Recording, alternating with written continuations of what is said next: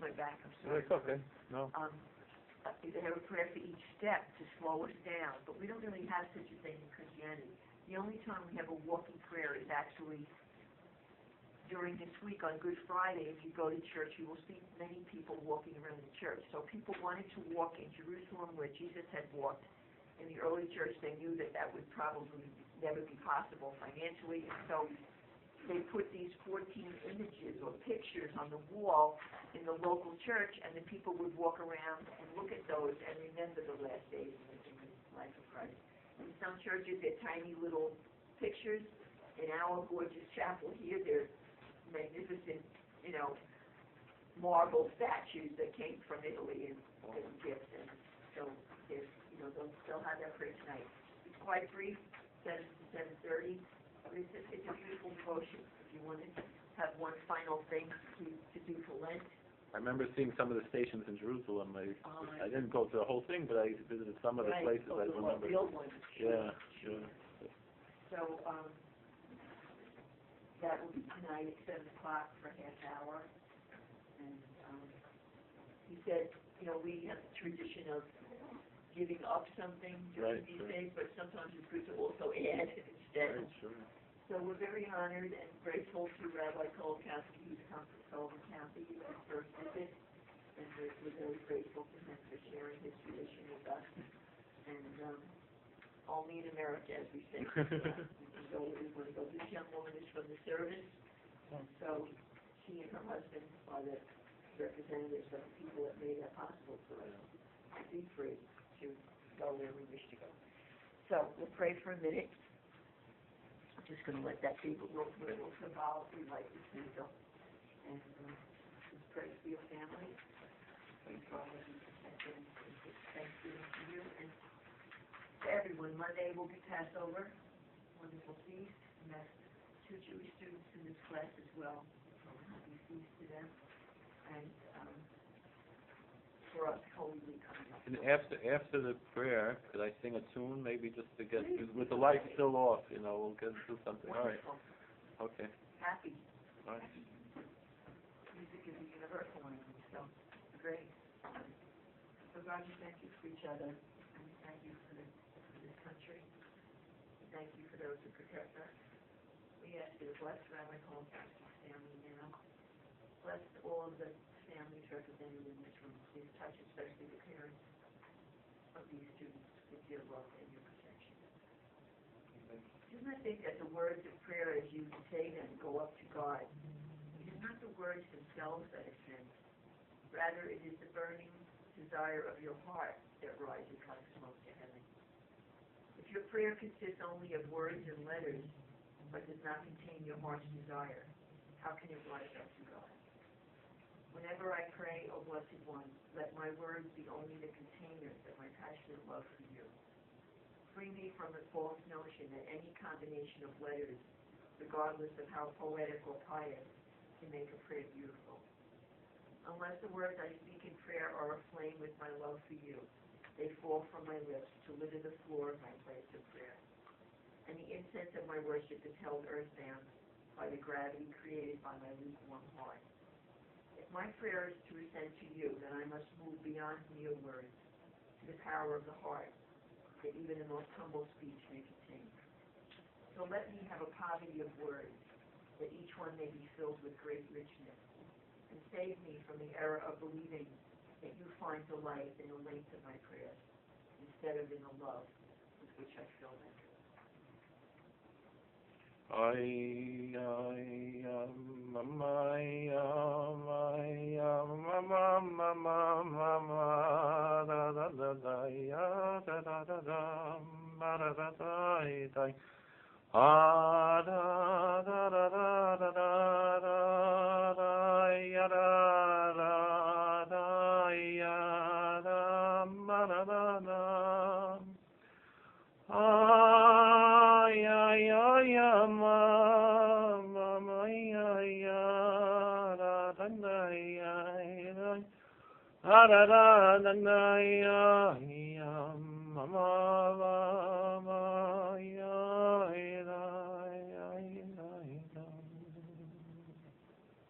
It's a tune that we sing on the Sabbath. It's a little bit longer than that.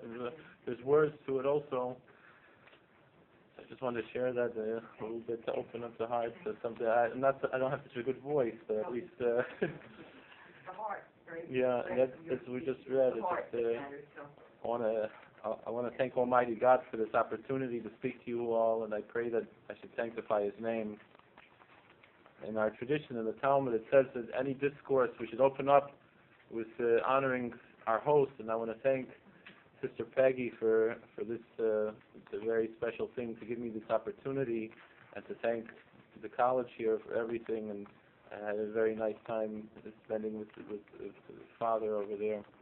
So I've enjoyed my visit here very much, and thank you for being such a wonderful host, and thank you for you all. It's yeah, I could tell that joke that I said.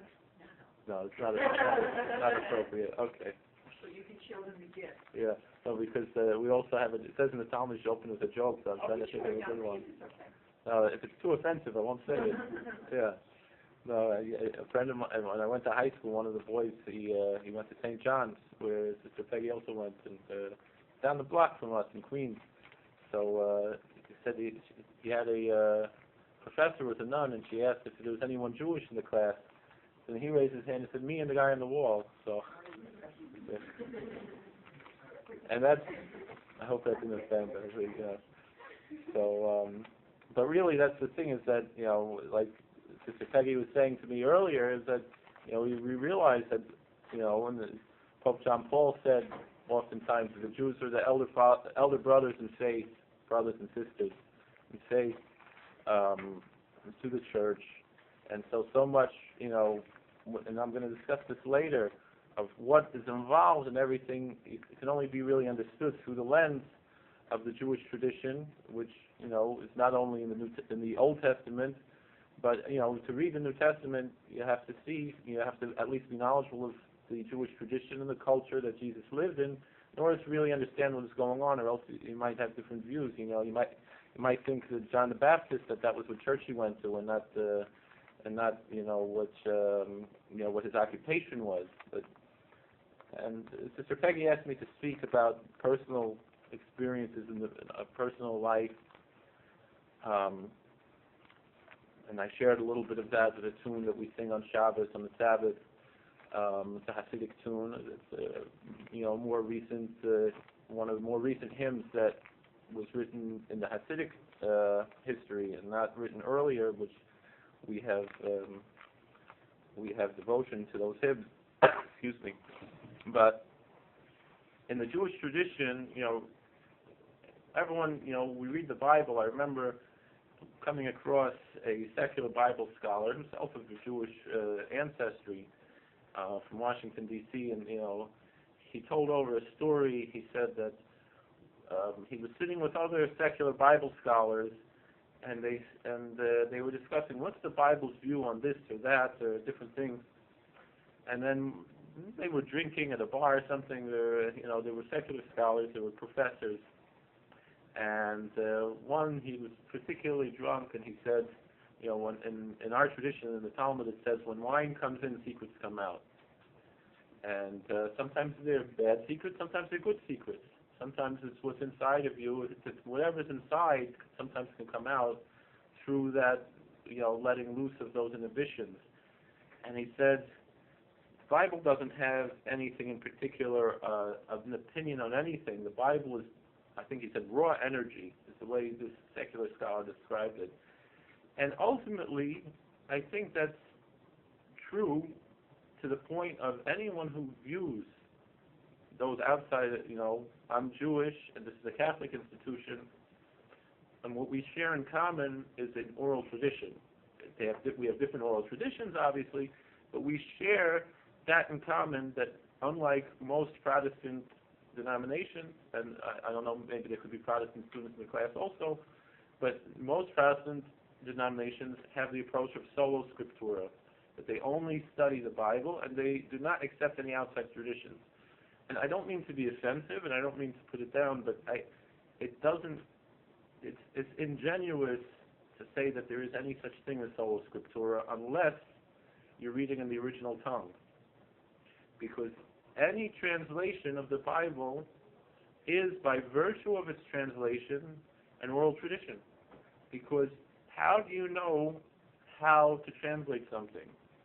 If no one taught you that A is A and B is B, you wouldn't know.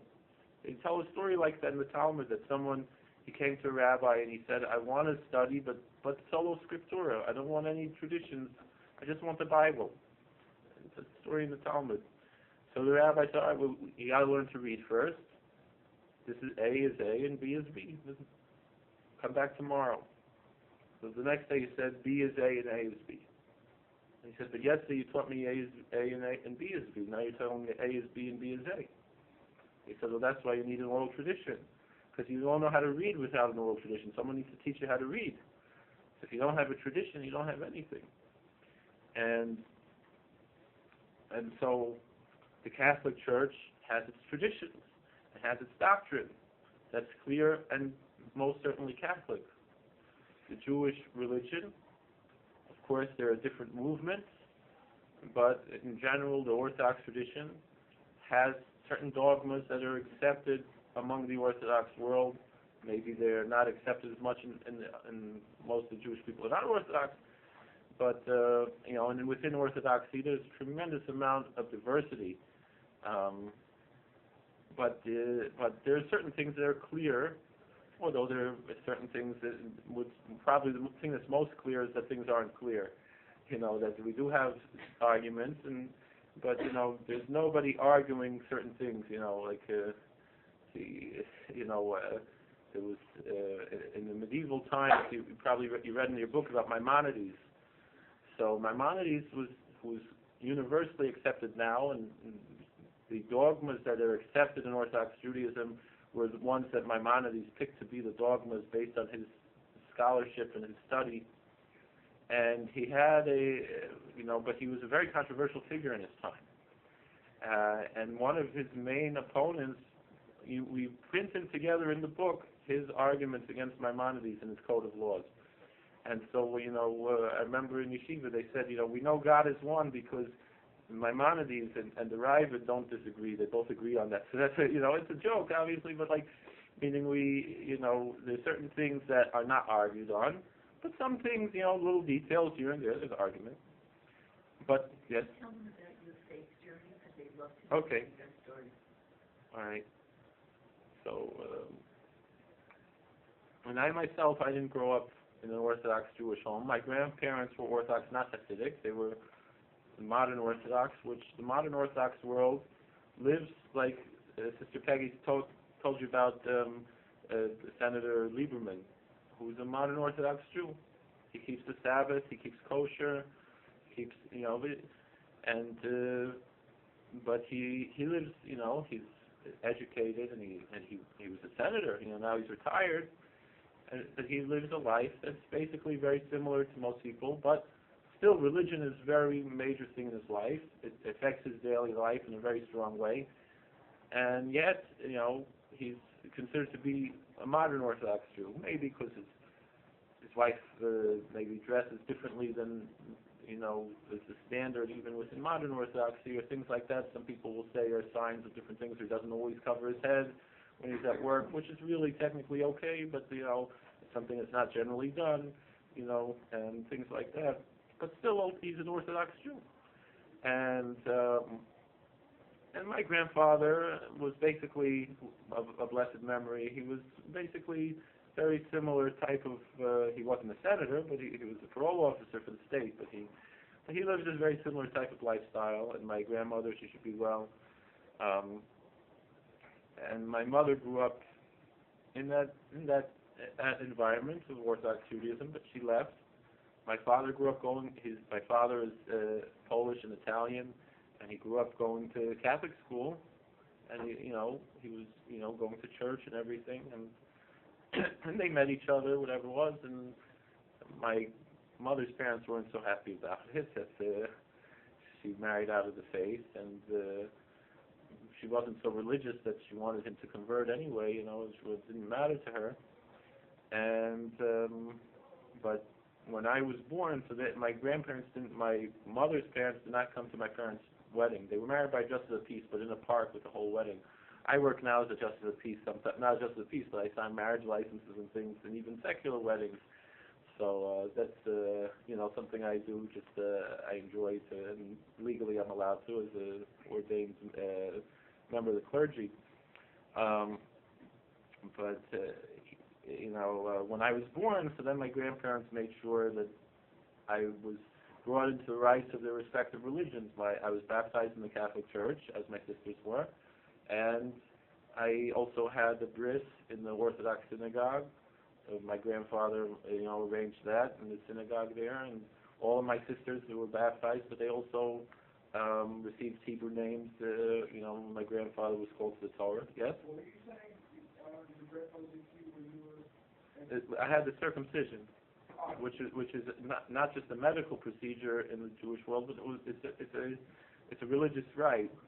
So it's interesting, the royal family, they always would take a Jewish, once Jews were allowed back into England, they would always take a Jewish moil, a Jewish circumciser to do their circumcisions because they suffered from a blood disorder, from hemophilia. So because of that, they knew that the Jewish circumcisers knew how to perform that surgery in a way that was sterile and everything. That was the ancient tradition.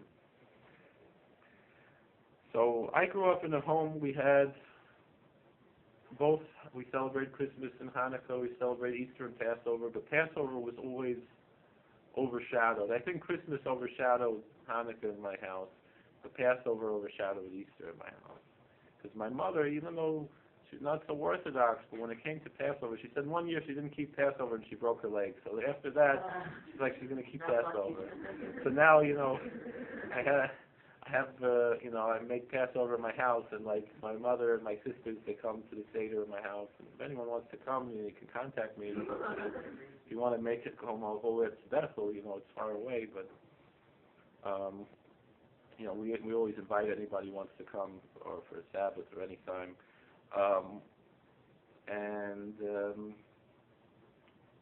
It was interesting, when I was a child, so my grandfather wanted to make sure, my father wasn't so concerned that I should receive First Communion or confirmation or anything, but my mother's parents were very concerned I should have my bar mitzvah.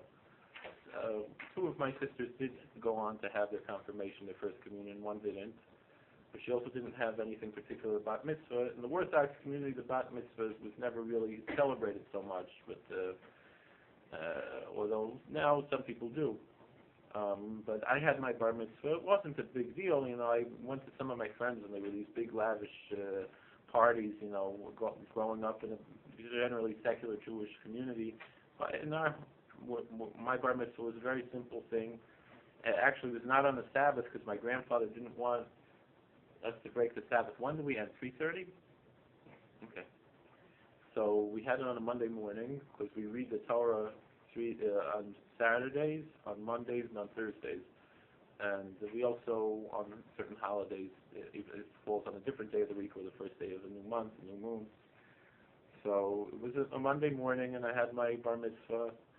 And I don't know, something clicked in me. We moved from... Before that, we were living in Long Island, and the border of Queens and Long Island, Borough Park, the area. So that's the other side. Both of my grandparents lived in that area, New Hyde Park, Floral Park nearby. And then we moved up to Callicoon, which is the end of the 17B, near the Pennsylvania border. My parents bought a farm just before my 10th birthday. So when I lived in Long Island, I attended Hebrew school in a Reform temple. And then when we moved to Catskills, I went to an Orthodox synagogue that was welcoming to students who were not necessarily Orthodox to help them learn for their bar mitzvah. And I saw the rabbi yesterday. I saw the rabbi who taught me when I was a kid. He came into the pizza shop where I was working, doing the kosher supervision. So I told, he was there with his son. He was on his cell phone, and I told his son, I said, your father is the whole reason I'm religious now. Because he told us, the bar mitzvah is not the end of Judaism; it's just the beginning. you know. So they should know, because this is a kosher pizza hole. Yeah, yeah. In Fallsburg, New York, yeah. So, they tell the story that in a lot of synagogues, you know, a rabbi might ask the cantor, the one who might lead the prayers, which might be a professional. And most Orthodox synagogues, it's not necessarily professional. It's just because most people know what they're doing, so different people volunteer to lead the prayers. Sometimes the rabbi will do it too, but it's not necessarily like that. And in the Catholic Church, you also have cantors, so it's the same as someone who sings. So, but you know, generally in a Reform or a conservative synagogue, they'll have a professional cantor. And so they say the cantor asked the rabbi, "We have pigeons in the temple here." Orthodox, we don't call it a temple because we say the temple meant the temple in Jerusalem. That's why we use the term synagogue, just like you see in the New Testament that Jesus went to the temple or he went to synagogue. There was one temple and there were many synagogues. Every town had maybe one or a few synagogues. The synagogue means a place of gathering, where they would gather to pray, even though they could pray at home also. Sometimes I have to because we have a small community in where I live. So the cantor asked the rabbi, "How do we get rid of these pigeons in the temple?" He said, "Give them a bar mitzvah; they'll never come back again." That's how it generally is. They have their big party and everything. The people who are not so involved in religion, but that's the end of their religious life. Maybe when they get married, they'll call the rabbi, you know, and then when they have children, you know, and that's about it. Maybe certain holidays, just like it is in most places, you know. But in the Orthodox community, we go to synagogue every day, twice a day. We have 3 prayer services, sometimes 4, and on Yom Kippur we have 5 prayer services actually. But generally we'll do 2 together. There'll be a morning service, and if it's a holiday or a new moon, we'll have the second service, the extra service, right after that. And then in the afternoon, some people will do it. You can do it anytime in the afternoon, anytime at night, but just to make one trip, generally you'll have the afternoon and evening services one after the other, like one just before sundown, one just after. But, you know, also you can, in Curious Joel, it's interesting, you know, most places you have a set time, you know, you pray. We have a service at whatever, 6 o'clock in the morning or 7 o'clock in the morning, and then we have one at sundown, and you're lucky if you even get 10, because we have to have, in the Orthodox synagogue, to say certain prayers, you have to have 10 men to say some of the prayers, to read the Torah, or to say the Kaddish, and the repetition of the prayer, and things like that. And the call to prayer is only recited with 10 men present who are above the age of 13, you know, or all the way till an old person. Sometimes we'll count one child under 13 if it's an emergency.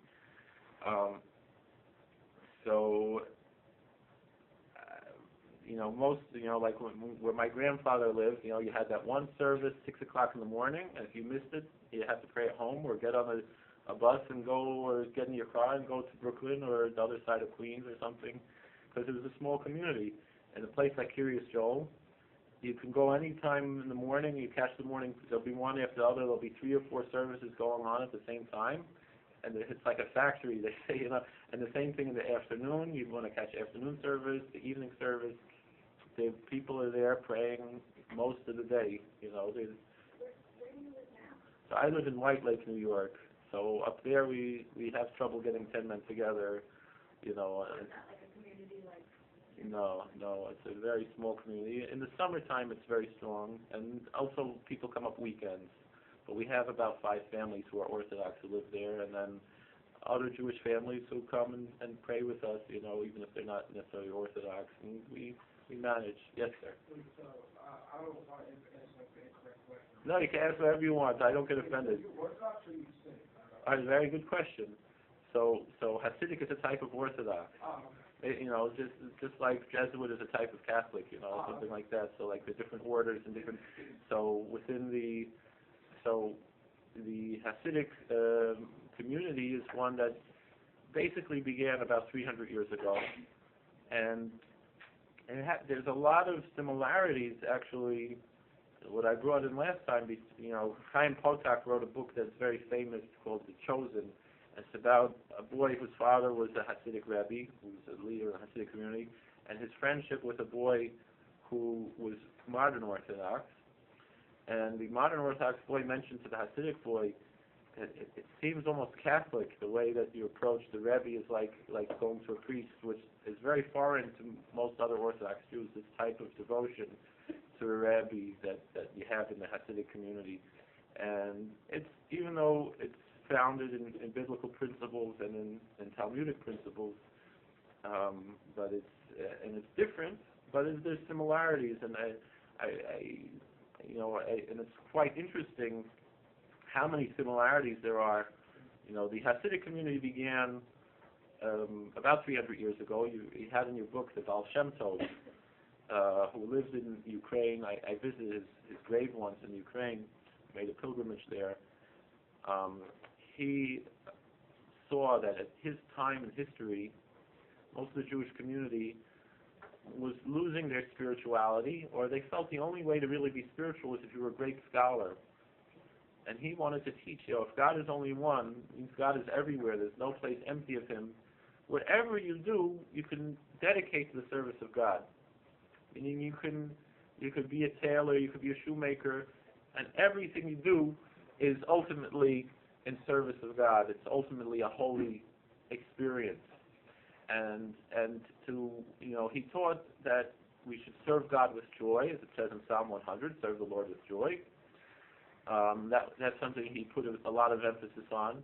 And he said that, a lot of people, to seek spirituality, they would fast and do all kind of ascetic practices. And he said, no, you should rather engage the world and recognize godliness in the world and thank God for the world.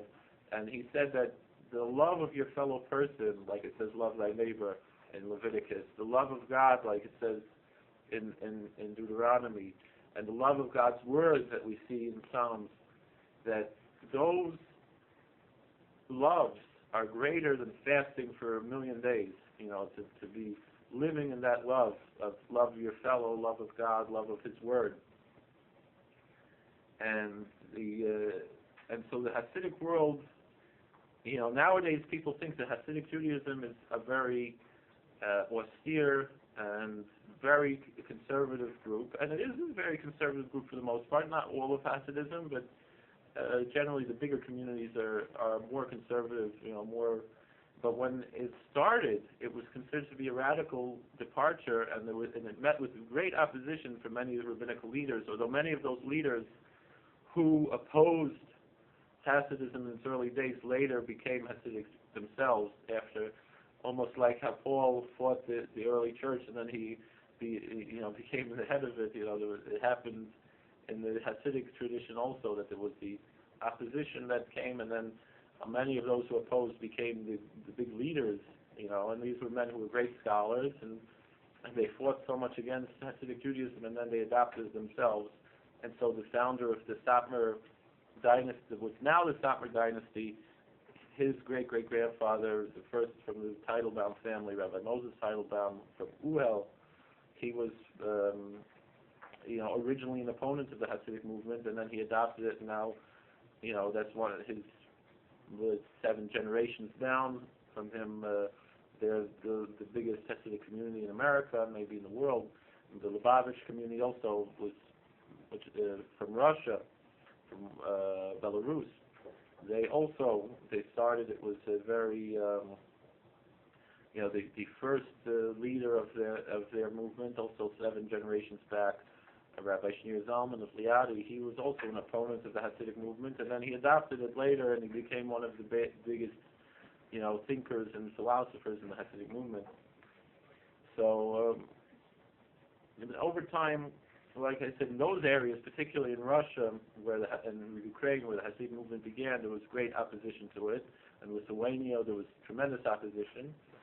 Hungary, the Hasidic movement came later, although there was Rabbi Isaac of Kalev early on, but it wasn't so big. But Rabbi Teitelbaum was one of the first to bring Hasidism a little bit later into Hungary, and by that time the opposition had died down, and so there was really no opposition to Hasidic Judaism. Hasidic Judaism became very popular throughout Eastern Europe, in Poland and Ukraine and Hungary, and by the time it reached Hungary, it really melded with the old Orthodox community there, and so there was a different approach